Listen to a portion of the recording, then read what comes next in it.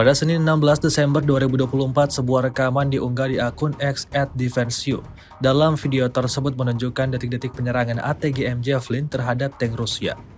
Batalion Marinir ke-1 Ukraina tak membiarkan pasukan lawannya bisa dengan bebas beroperasi begitu saja.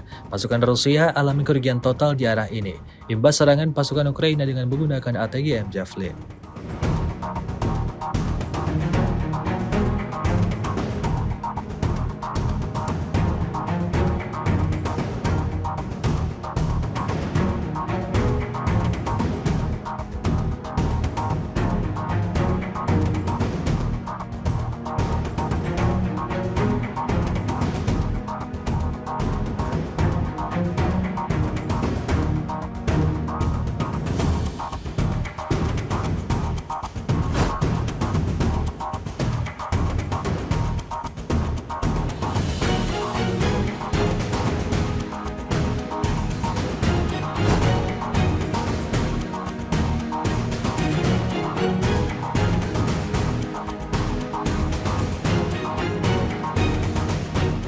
Download Tribun X sekarang, menghadirkan lokal menjadi Indonesia.